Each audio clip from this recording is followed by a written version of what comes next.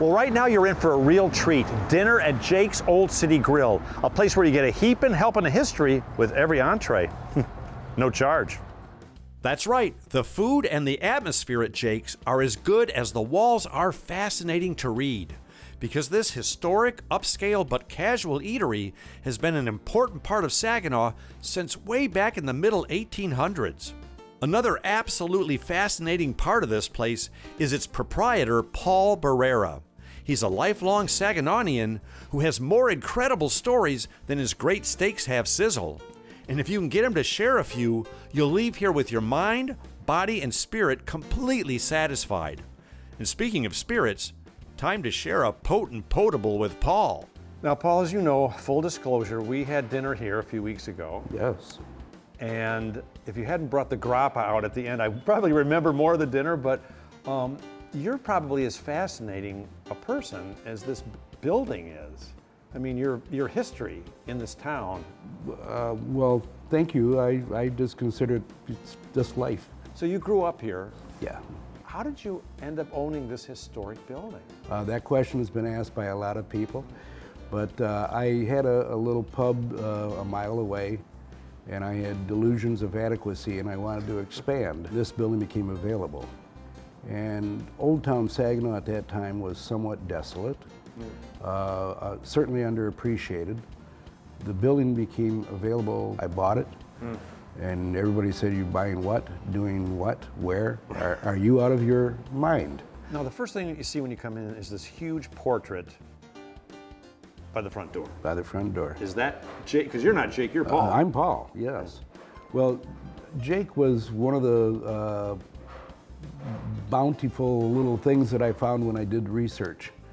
I wanted to respect the historic nature of the building, the district it resides in, the community, and everything else. And so, irrespective of where I looked, irrespective of what I read, the name Little Jake kept popping up. And he was a very unique individual, the consummate entrepreneur of his day in the 1860s to the 1890s in Saginaw and Bay City and around the state of Michigan. He was 4'11" and 110 pounds, and he went by the name Little Jake. He utilized his size as a marketing tool. And he was also very bombastic in his marketing and promotion.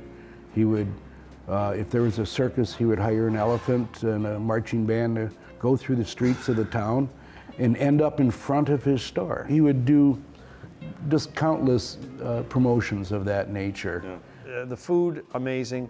The cocktails, amazing. But it's the atmosphere that I think is the star. When we designed the restaurant, we wanted it to have a comfortable yet upscale appeal. The part we like best, and I think our customers like best, our clients, our guests, is that they can come in here in blue jeans and a t-shirt, or you could come in here in a tux and be comfortable, you know, that too. It's casual elegance. Yeah. Exactly. And if you put this restaurant in New York or Chicago, the prices would be twice what they are. Well, of course, so would the rent or the. Good point. Good You point. know. But it's such, like I said, it's a wonderful evening out, full of history, full of great food, atmosphere. The staff here is amazing. We've been blessed. We've got a great staff. They've been with us. People have been with us 14, 13, 10, 8 years. Well, no grappa after dinner tonight. At least not for Jim, because he's driving. Well, there you go. Plus, I want to remember the evening. Well, as the evening went on, Paul shared more stories, more of his homespun hospitality, and as always with the UTR crew, we ate way more than we could comfortably handle. But that's okay. It was so comfortable at Jake's, we didn't even notice. So if you get a chance, spend an elegant and interesting evening ingesting at Jake's Old City Grill. Also, do your whole self a favor and spend some time exploring Saginaw and the entire Great Lakes Bay region.